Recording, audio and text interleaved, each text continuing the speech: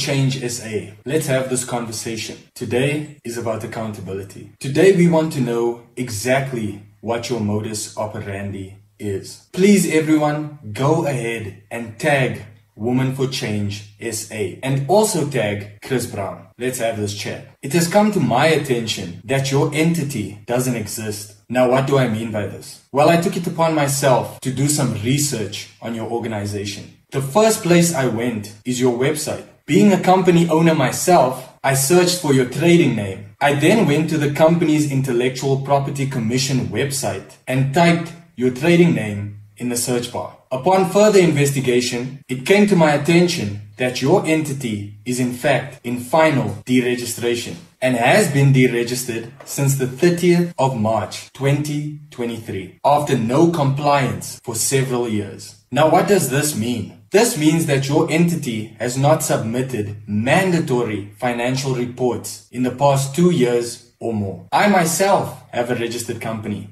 As you can see, I am compliant and I am still in business. But since your entity has not reported annual financial returns for the past several years, this begs the question, where do your donations go? Aside from the social media campaigns and posts, how is your entity actually using the donations for the fight against gender-based violence? Now let's go to the mission of your organization. As stated on your website, you are an entity that educates, advocates, and campaigns on gender-based violence and femicide, human rights, and gender equality daily. I'd like to highlight some extreme contradictions here. The first one being gender equality. Clearly, both genders are not treated equally by your organization. You launched a campaign against the Chris Brown tour in South Africa. This is due to Chris Brown's history of gender-based violence convictions and allegations. Why then have you not launched a cancel campaign against Keisha Cole? For those of you that don't know, Keisha Cole is due to perform in South Africa on the 24th of January 2025. According to TMZ, in 2017, Keisha Cole allegedly assaulted a woman, didn't pitch up for court, and was charged damages over $100,000. Following this attack, she was later arrested for battery and an outstanding driving warrant. This makes Keisha Cole a repeat offender and perpetrator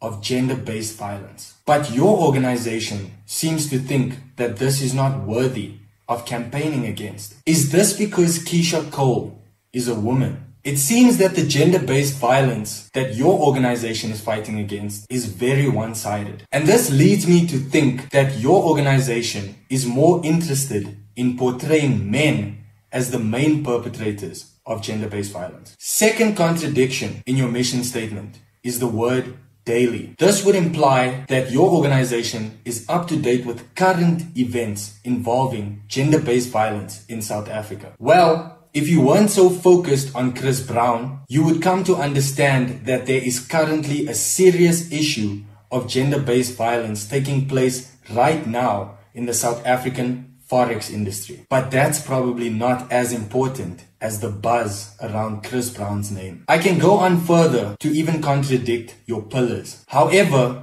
I'd like to make a point now. And this point, I hope, gets across to your followers and to social media influencers who wish to support your organization and the dangerous messaging that it propagates into South African society. And this message being the demonization of straight men in South Africa and globally. As a straight man in South Africa, I cannot stand to see straight men, more particularly straight men of color, being made the main perpetrator and controlling force in the war against gender-based violence. This war against gender-based violence involves both genders, women and men, and we will only solve it by coming together. Unfortunately, the divisive tactics that are being deployed by your organization, if it even is an organization, are now creating a war between men and women. This is unacceptable, and your organization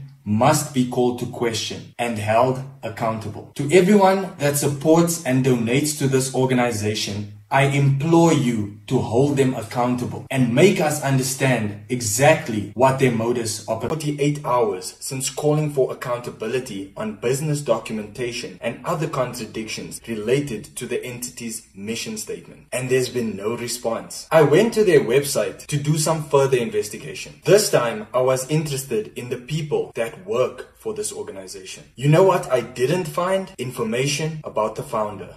That's suspicious. If you founded a prominent non-profit organization in South Africa that is aimed at having a positive impact on South African society, why would you not want to be known for the work you do? Unless maybe you don't.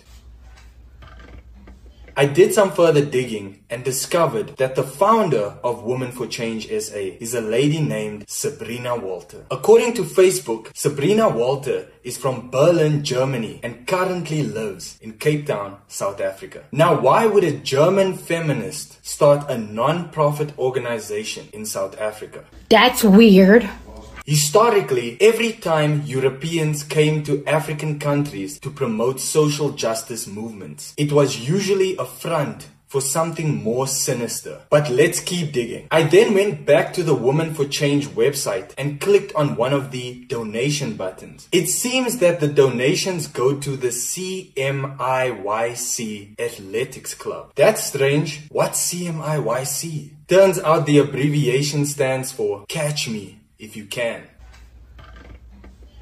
This led me back to the company's Intellectual Property Commission website. I typed CMIYC in the search bar and a private company came up. That's strange, don't you think? If you are making donations to a non-profit organization on a non-profit organization's website, then why are your donations going to a private company? And look who is registered as a director of the CMIYC, none other than Sabrina Walter. Turns out Walter is not the only German woman involved in this organization. According to LinkedIn, one Lenny Yu is listed as a co-founder of CMIYC. Two German ladies running a private company named Catch Me If You Can that is pulling money out of a non-profit organization. At this point, this is starting to look like tax evasion. On their website, it shows that they have legal backing from several different companies, one including William Booth Criminal Defense Attorneys. According to the Daily Maverick, William Booth is known for representing two members of the Cape Town Underground, Mark Liffman and Andre Nordier. Liffman and Nordier have faced numerous legal battles, most notably charges relating to the unaliving of steroid dealer Brian Weinstein. Liffman specifically has faced charges relating to a 388 million rand tax evasion case. Now I will ask again, why are two German females starting a non-profit organization in South Africa? Are there more sinister motives behind this organization? Are these Germans even legally in South Africa? Because as we know, there are an estimated 2 million illegal Europeans residing in Cape Town, South Africa. I report the facts, you can decide. Go ahead and tag your favorite feminist organization, Women for Change SA, and let's see what they have to say. And also, go ahead and tag Chris Brown, because his name has been used in this alleged money grab. Don't miss. No, he's fucking good. That motherfucker don't miss, man. He's good.